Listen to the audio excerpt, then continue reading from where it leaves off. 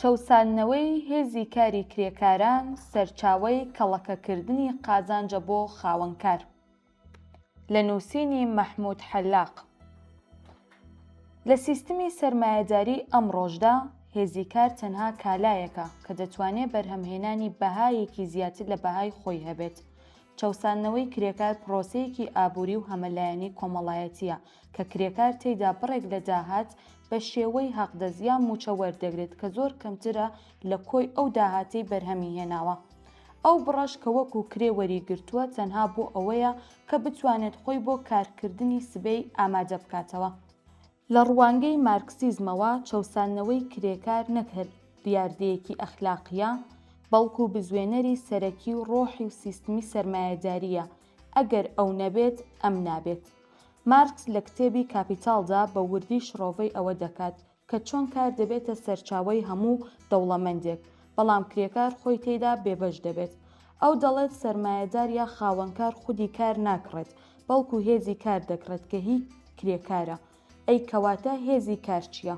هێزی کار بریتیە لە توانای جەستەیی و مێشک و هزری کرێکار بۆ ئیشکردن. سەرمایەدار و خاوەنکار ئەم هێزی کاری کرێکار بە نرخێ دەکرێت کە پێی دەوترێت کرێ. حەقدەز یا موچە وەک مانگانە، بەڵام کاتێک خاوەنکار کرێکە دەخاتە ناو پرۆسەی بەرهەمهێنانەوە ڕێژە و بڕێکی زۆر زیاتر لەو نرخە بەرهەم دێنێت کە کرێکار وەری دەگرێت و بەمەش دەوترێت بەرهەمهێنانی زێدەبایی کە وەکو یاسایەکی بنەڕەتی سەرمایەداری لەسەری ڕادەوەستێت. کەواتە با بزانی یاسای بەهایی زیادە چییە؟ لۆژیکی بەهای زیادە دابەش دەبێت بۆ کاتی کاری پێویست، یعنی ئەو چەند کاتژمێرەی کە کرێکاران کار دەکەن و بەهایەک یاک نرخێک دروست دەکات کە یەکسان بێت بە مەسرەفەکانی ژیانی خۆی.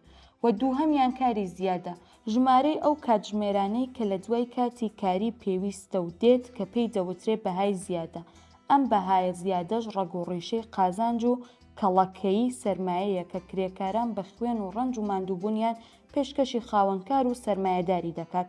بۆ نمونە ئەگەر کرێکارێک تەنیا 8 کاتژمێر کار بکات، خاوەنکار 4 کاتژمێری یەکەمی وەکو موچە و حەقدەز ئەدات بە کرێکارەکە و ئەو 4 کاتژمێرەش کە ماوەتەوە دەبێتە کاری بێبەرامبەر و ڕاستەوخۆ دەبێتە قازانج و دەچێتە گیرفانی خاوەنکار و سەرمایەدارانەوە.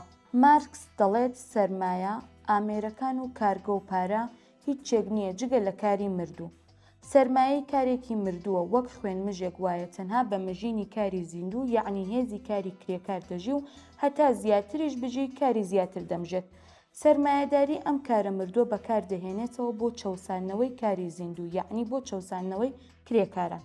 لەم پرۆسەیەشدا ئەم دەورانە بەردەوام دەبێت بۆ کەڵەکەی سەرمایە و زیادبوونی سامان لە جەمسەرێکەوە بۆ کمایەتیکی چاوچنۆک، واتە سەرمایەداران و هەژاران و بێبەشی و نەهامەتیش لە جەمسەرێکی ترەوە کە زۆربینەی بەشەریەت و چینی کرێکارە لێرەدایە کە کرێکاران تووشی نامۆیی دەبن. نامۆیی لە بەرهەمهێنان کە هی ئەو نییە و سوودێکی نەبووە بۆی. سەرەڕای ئەوەی کە خوێنی بووە بە ئاو لەگەڵیدا، نامۆبوون لە پرۆسەی کار کە کارکردن بۆی دەبێتە ئەشکەنجە و ماندووبوونیەتی لەش و نەهامەتی و هەژاری. نامۆبوون خۆی لە خۆیدا جەوهەری داهێنەری خۆی لەدەست ئەدات. دواتریش نامۆبوون لە مرۆڤەوە لە پەیوەندی کۆمەڵایەتیەکان کە دەبنە پەیوەندیەکی کێبڕکێیی و کڕین و فرۆشتن و بەرژەوەندی خوازی. لە کۆتاییدا مارکس پێی وابوو کەڵەکەکردنی بێسەروبەری سەرمایە دەبێتە هۆی دەورەیەک لە قەیرانی ئابووری، چونکە سەرمایەداران بۆ زیادکردنی قازانج ئامێر دەخەنە جێگای کرێکار کە کرێکار سەرچاوەی بەهای زیادەیە. ئەمەش لە کۆتاییدا دەبێتە هۆی دابەزینی ڕێژەی قازانج و بەم هۆیەوە کرێکاران ناچار دەبن کە ڕاپەڕینی چینایەتی خۆیان ئەنجام بدەن لە پێناو باشکردنی هەلومەرجەکانی ژیانیان.